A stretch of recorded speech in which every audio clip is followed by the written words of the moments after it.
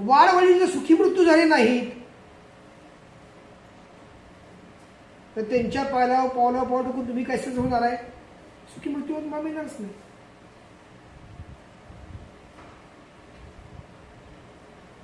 आई जे अन्न करते मुला खायला घालेल ना.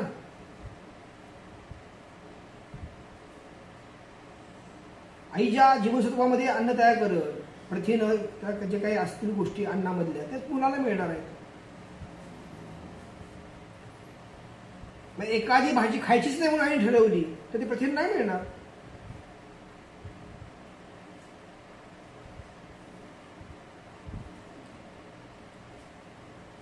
आणि मुली म्हणतात माझ्या आई बाबांनी ही भाजी शिकवली आहे ना, मला हीच भाजी आवडते आणि मी तुला तेच करून खायला घालणार आहे, तुला तेच खावी लागेल.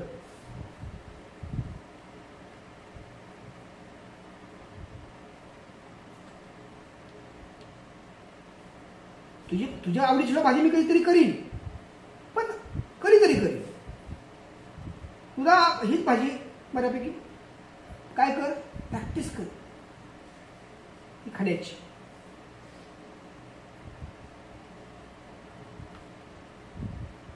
तसं काय सर्व भक्षण तो आहात तुम्ही, काय अडचण नाही.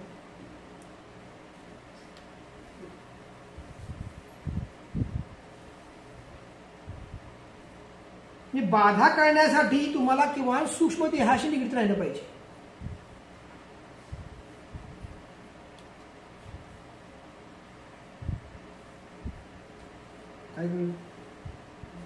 काय सूक्ष्म देहाशी निगडीत कधी राहाल? तुमच्या उपासनेचं माध्यम हा कुठलाही देव नाही पाहिजे. काय सांगते वाक्य? ध्वनी पाहिजे.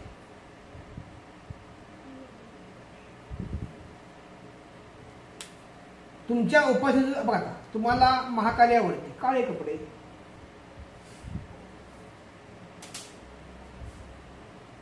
दुर्गा आवडते, पिवळे कपडे. महालक्ष्मी आवडते, हिरवे कपडे.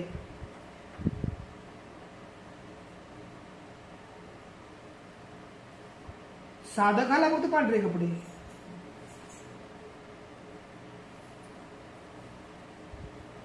काय कळलं?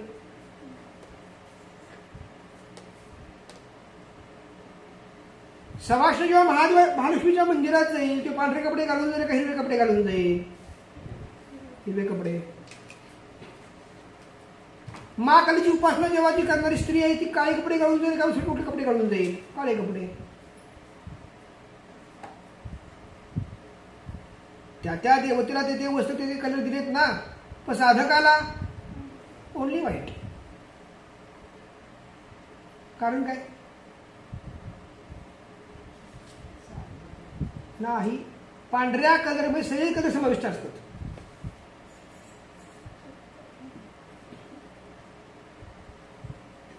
तुम्ही पांढराच कुठलाही घाला, काळा घातला काळा होणार, हिरवा घातला हिरवा होणार, लाला घातला लाला होणार, पांढरा ते पांढराच. सप्तरंगापैकी कुठलाही कलर घाला, पण मूळ कलर पांढराच. म्हणून वंदिनी दादांनी काय केलं होतं, भवरा घेतला, भवरा. त्या भवऱ्याला कलर मारले, फिरवला, तो पांढरा शेवटी कलर पांढराच तयार व्हायचा. कलरमध्ये सप्तरंगात जो कलर तयार होतो शेवटी पांढराच कलर तयार होतो, धवल कलर म्हणतात त्याला. हे अंतिम सत्य आहे. तसं तुम्हाला सूक्ष्म देह धारण करायचं आहे ना, ध्वनीशी तुमची उपासना झाली पाहिजे. ध्वनी म्हणजे ओंकार. ओंकारा ध्वनी, त्यांना अनाहत नाद म्हणतात, नाद ब्रह्म म्हणतात, ओंकार शक्ती म्हणतात, स्पिरिच्युअल एनर्जी म्हणतात, ब्रह्मांड शक्ती म्हणतात. सभूविश्वशांगुलम हा त्याला शंकराचार्यांनी ही शब्द वापरला. तो म्हणजे ओंकार. आणि हाच ओंकार सगळ्या महाजांनी घेऊन टाकला. पातंजलींनी घेतला, शंकराचार्यांनी घेतला, दत्तगुरूंनी घेतला, सगळ्या देवतांनी, गणपतीने घेतला. ओंकार तोच.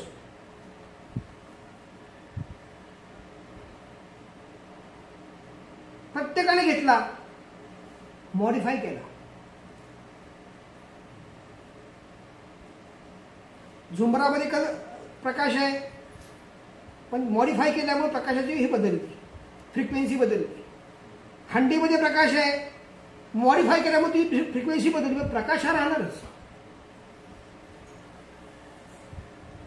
ओंकार तोच.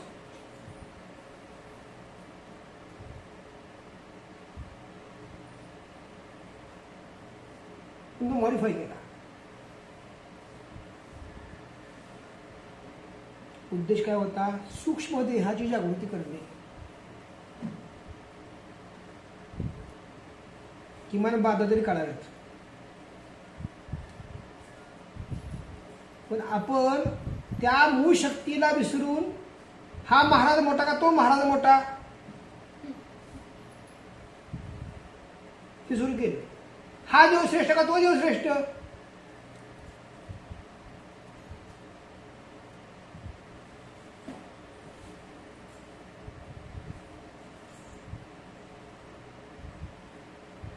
गुरुदेव दत्त कधी म्हणले नाहीत माझं नाव घे म्हणून, श्री गुरुदेव दत्त.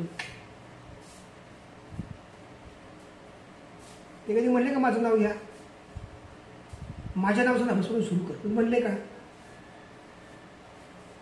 नाव कोणाचं घेत नाही. हल्लीची माणसं काय म्हणतात? हा, माझं नाव, माझ्या नावाचा मंत्र घे.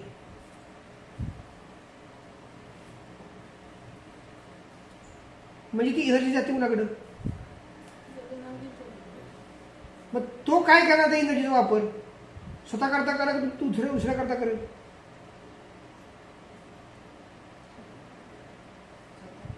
तेच चाललंय. अहो, वर्षाचा जिओचा जर तुम्ही प्लॅन मारला ना, तुम्हाला डिस्काउंट असतो. त्याचं कारण तुम्हाला काय माहित आहे का? वर्षभराचे पैसे एकदम मिळतात, त्याचं जरा व्याज मिळतं वर्षभर परत. असे जर युजरनी, बऱ्याच युजरनी जर वर्षभराची पेमेंट जर वन टाइम टाकलं तर व्याजावर अंबानी मोठा नाही का होणार?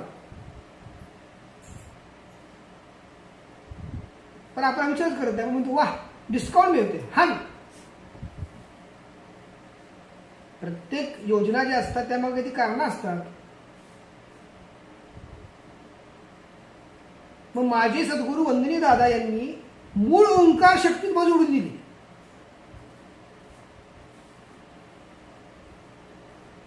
दादांचा मंत्र सुद्धा दादांनी तयार केला नव्हता, नंतर भक्तांनी तयार केला. किती निष्क्रिय कार्य केलं बघा. आणि अशी ओंकार साधना करताना आपल्या जीवावर दगड पडतोय, मी करू का नको.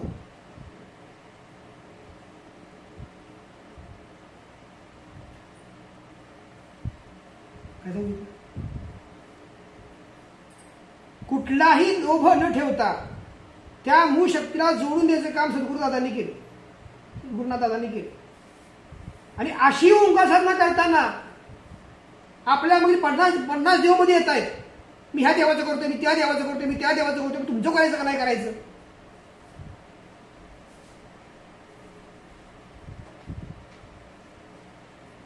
किती अज्ञान, किती अज्ञान. वास्तविक तुम्ही गुरुमार्गात येणं आणि हे उपासना करणं हे सगळं भाग्यच नाही.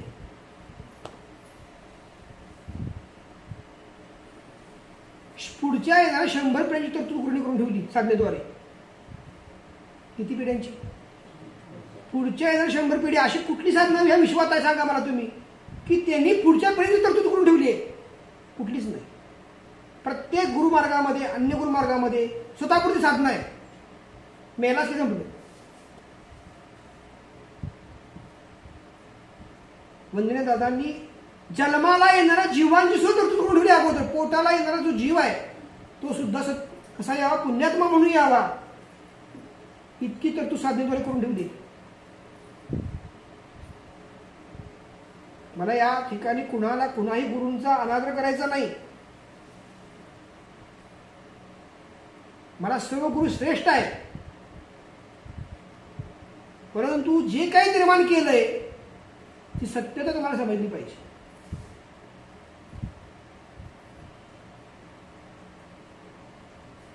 नाथ संप्रदाय अवघड आहे, 100% अवघड आहे. दत्त संप्रदाय अवघड आहे, 100% अवघड आहे. या वाट्या इथं नादाला लागायचं नाही. आणि ह्या नादाला कोण लागतं? नाथ संप्रदायाच्या नादाला किंवा दत्त संप्रदायाच्या नादाला कोण लागतं? ज्यांची पित्र हाय लेवलला गेलेली असतात ते लागतात. आता ह्यांना मरणे किंवा जगणे हा पर्याय शिल्लक राहतो. अशी जी काही जेव्हा वेळ येते कुटुंबावर, ती लोक दत्त पंथामध्ये येतात, नाथ संप्रदायामध्ये येतात. मग ज्यावेळेस आपण वर्षानुवर्ष काही वर्ष गुरुमार्गामध्ये येतोय, त्याचा लाभ करून घेतोय, पुन्हा डोक्यावर वर काढतोय, हे योग्य आहे का? योग्य आहे.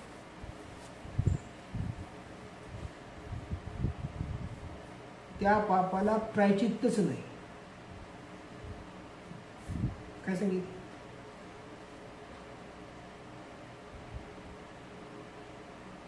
गुरूंच्याकडे कामं करून घ्यायची. कामं केल्यानंतर कोणाला प्रश्न विचारायचा, तुम्ही तर योग्य काय योग्य होईल? तू कामं करून घेतलं चार,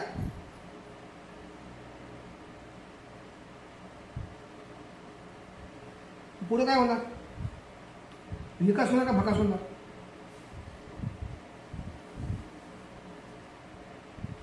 गुरुमार्गात आलेल्या कुठल्याही व्यक्तीचं मॅक्झिमम 6 महिन्यात काम होतच.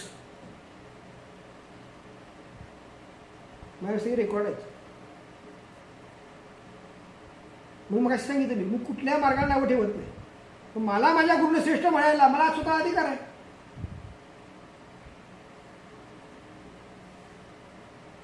त्यांनी जे काही केलं हे सांगण्याला मला अधिकार आहे. पूर्ण त्याने त्यांचं स्वतःचं आयुष्य चंद्रासाठी झिजवलं आणि त्या मूळ शक्तीला मला त्यांनी जोडून दिलं.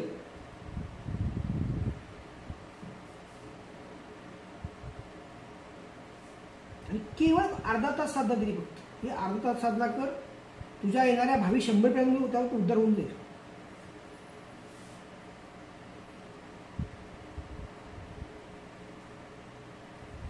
आणि गुरुने काय करायचं?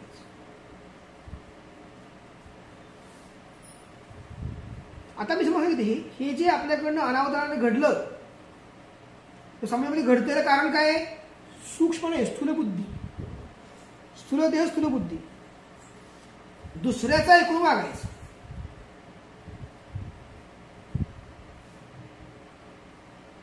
नेहमी आत्म्याची पुकार ऐकायची. तुम्हाला आत्मिक शक्ती कधी खोटं सांगणार नाही. काय सांगतोय बघा. तुम्ही तुमच्या मनाला विचारा की मी गुरुमार्गात आल्यानंतर माझी किती कामं झाली, म्हणजे किती फायदे झाले. मग असा गुरुमार्ग मी सोडायचा का? कोण सांगतंय म्हणून? समोर ब्रह्मदेव जरी उभा राहिला उद्या म्हणला, त्याला माहिती तू ब्रह्मदेव आहेस ना, तू ब्रह्मदेव आधी ही मला खून पटवून सांग.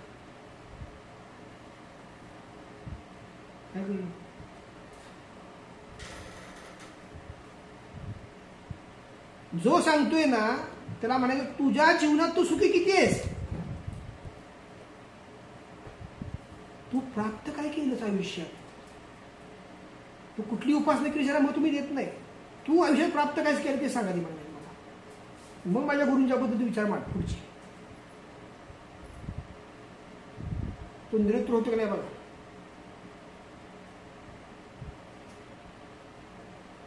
कारण स्थूल देहातून बाहेर पडणंच फार अवघड आहे. इथं 75% कष्ट आहेत. ही साधक अवस्था आहे.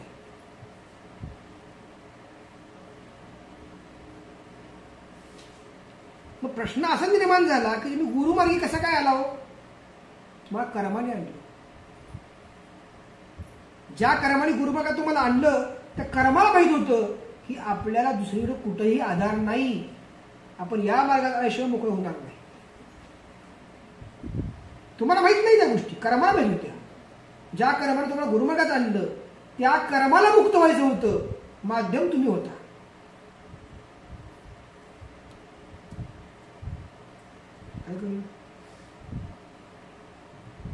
तुम्ही विचार करता ना, कसं काय गुरुमार्गात आले, कसं काय गुरुमार्गात आलो? तुम्ही नाही गुरुमार्गात आला. तुमची पात्रता सुद्धा गुरुमार्गात द्यायची नाही. क्षणभर विचार तुम्ही हा करा, त्या कर्माने तुम्हाला गुरुमार्गात आणलं. ते कर्म निवारण झालं. आणि मग मी जागा झाला, मी तर कसं काय?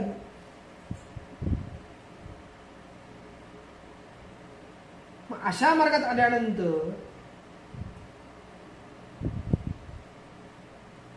आज ज्या कर्माला जी जाणीव आहे ती तुम्हाला साधकाने जर नसेल,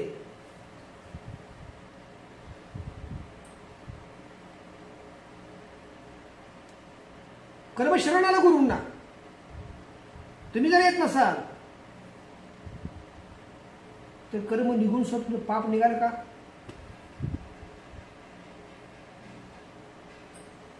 काय सांगते बाकी? कर्म निघालं, पाप निघालं का? अजून जे देहात पाप शिल्लक आहे.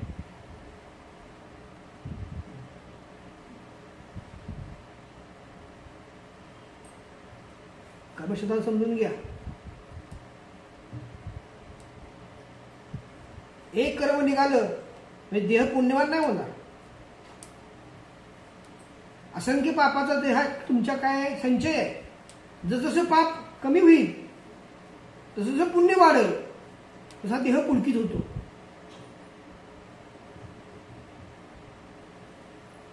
त्यासाठी निष्ठा किती पाहिजे गुरूंच्यावर?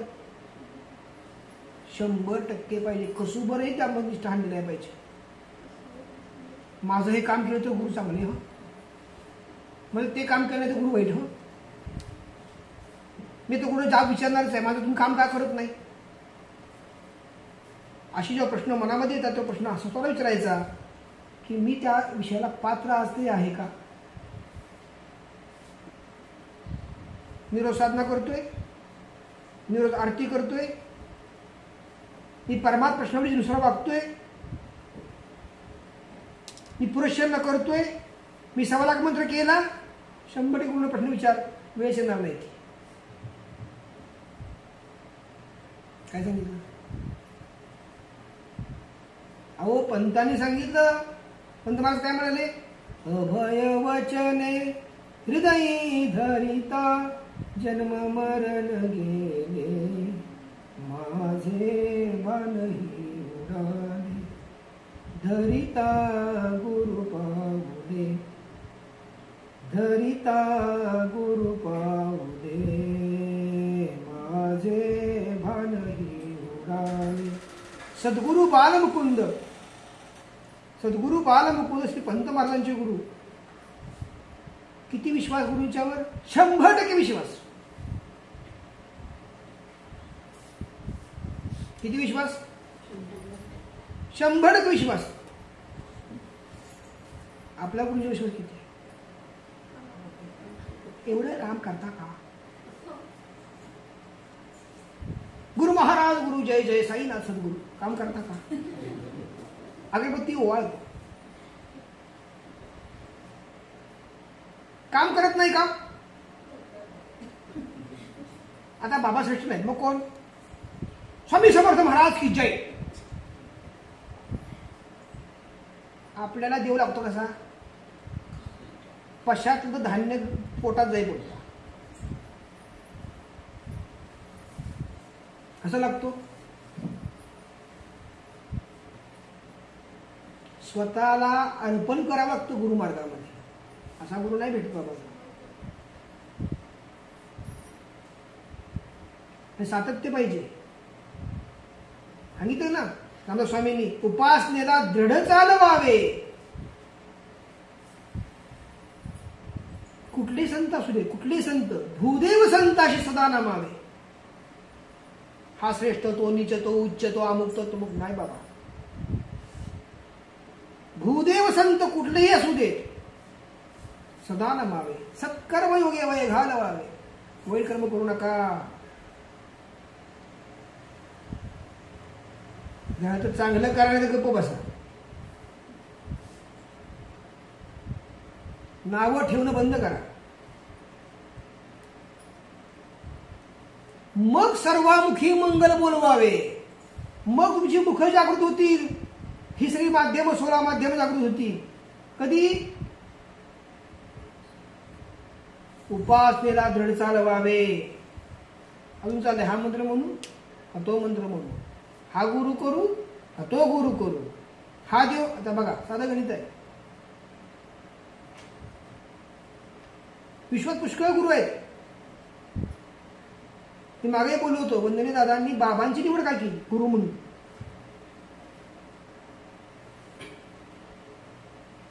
श्रद्धा आणि सबुरी दोन तो आहेत.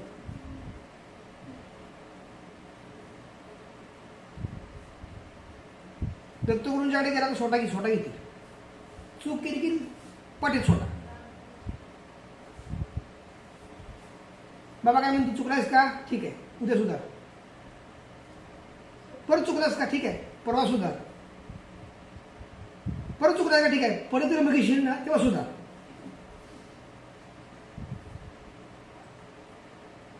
तत्व आहे सबुरी.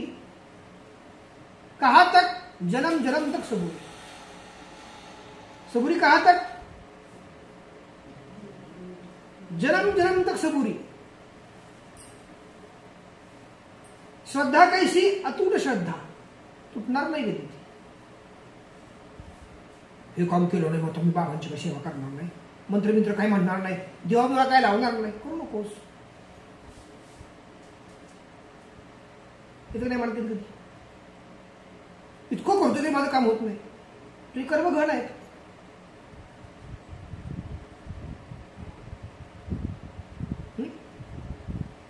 स्वतःला प्रश्न असा विचारायचा की माझ्या लहानपणापासून माझ्या आतापर्यंत माझं कोण झालं.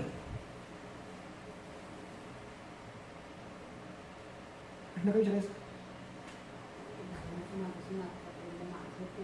झालं कोण. मग मी कोणाच तरी व्हायसाठी ती शक्ती माझी परीक्षा घेईल का नाही घ्यायची.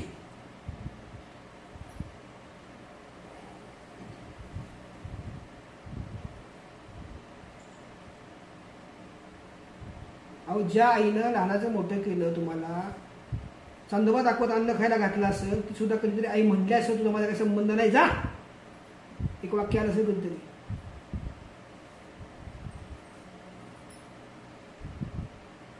ज्या आईनं लहानाचं मोठं केलं तर हाताचं पाळणं करून तुम्हाला जगवलं. एक प्रसंग असा आला असेल तुझ्या जीवनामध्ये की ती आई सुद्धा म्हणली असेल तुझा मला काही संबंध नाही. कारण काय बोलली, म्हणली ना ती, त्या क्षणी उतरला. पुन्हा मोहमाया तुम्ही अडकला असाल, पण जवळ असेल त्याला काही व्हॅल्यू नाही. बाबा कधी म्हणले काय शिवू नको म्हणून, दादा कधी म्हणले काय शिवू नको म्हणून.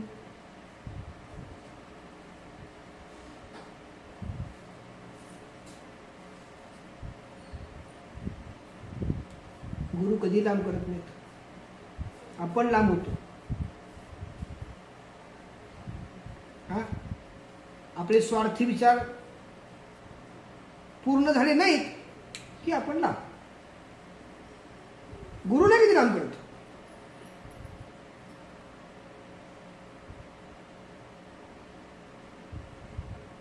आणि तुम्ही आंघोळ करून पूजा करावी असं तुमची इच्छा पण नसते.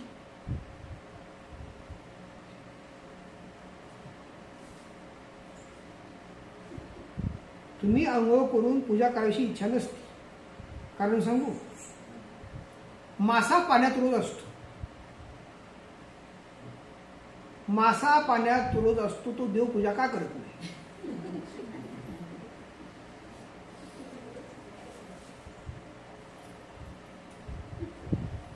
सापाच्या जातीमध्ये एक विरुळा नावाचा साप आहे, तो पाण्यात नेहमी असतो. हा काय म्हणलास, कुठला साप, विरुळा म्हणतो. तो महादेवावर येऊन अभिषेक का घालत नाही.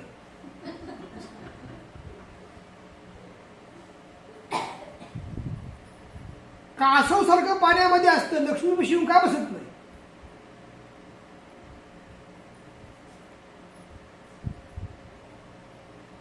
हे जलचर प्राणी जे आहेत ना सगळे, ह्यांनाही कर्म भोगायच लागत आहेत.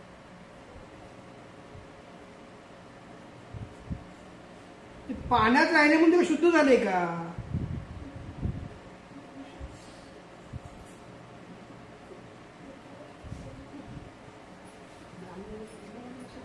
हा अहो भावाचा भुकेला सुलभ.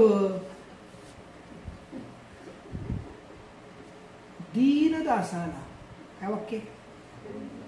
दीन म्हणजे कसा? केविळवाणा दास.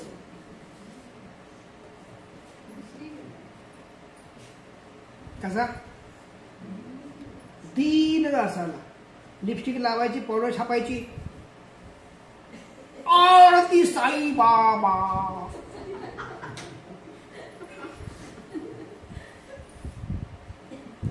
ते म्हणणार हे मी नको आहे, हिला दुसरा बाबाच कोणतरी पाहिजे.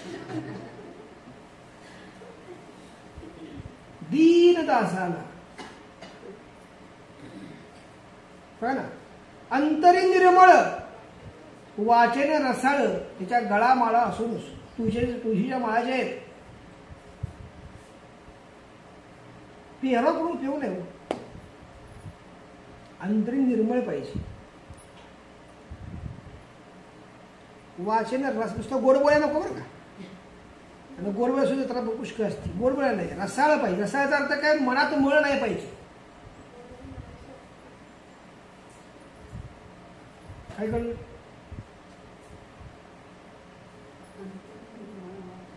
वाचा नाही, वाचेने रसाळ, त्याच्या गळामळा असो नसो. आता वाचाळ म्हणून ठेवा.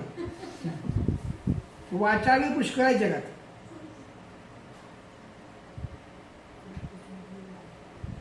त्याच्या गळा, वैष्णवांच्या ज्या माळा आहेत तुळशीच्या, त्या संदर्भातलं वाक्य आहे.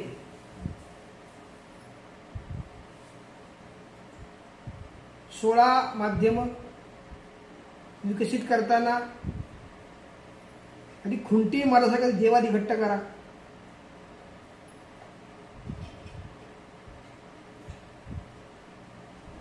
एखादं टीव्हीला न्यूज आली, फडकेवाले बाबा प्रसन्न लवकर होतात की गेला, तुम्ही फडके बाबांच्याकडे गेला, साहेब बाबा कॅन्सर.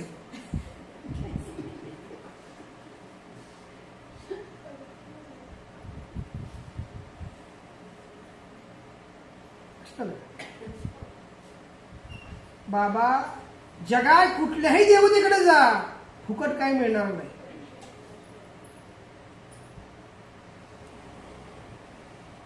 चहा करायचंय का नाही, पातेलं तापावंच लागतं. काय सांगितलं? चहा गरम पाहिजे, चहा गरम. आधी पातेलं तापल्याशिवाय चहा कुठला गरम करणार तुम्ही? नाही होऊ शकत. पातेलं म्हणजे स्थूल देह, तो भक्तीत तापला पाहिजे. मग भक्तीत तो देह तापला की देहाचं पंचामृत तयार होतं, जीवाचं. लक्षात आलं का? आणि मग ईश्वराची जाणीव होती. ते 16 माध्यम स्थूल बुद्धी गेल्याशिवाय सूक्ष्म बुद्धी येणारच नाही. जोपर्यंत स्थूल बुद्धी देहाशी निगडीत आहे, बाधा कळत नाहीत.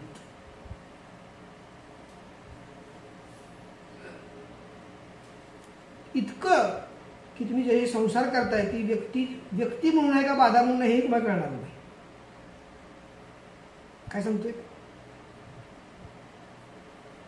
शेषी प्रपंच करताय ना, ती व्यक्ती म्हणून आहे का बाधा म्हणून तुम्हाला कळणारच नाही कधी, सूक्ष्म बुद्धी जागृत होईपर्यंत.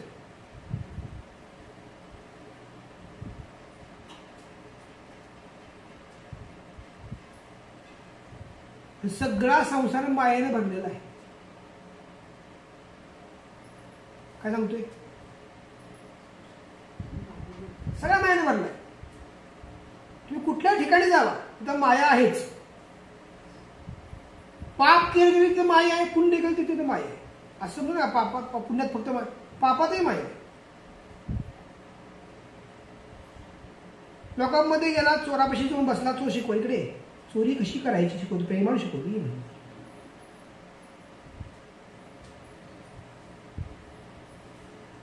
स्मशानात गेला, जल्लादाची गाडी घेतली, जल्लाद ये आपण फासला कसं लावायचं तो शिकवतो, ये इकडे.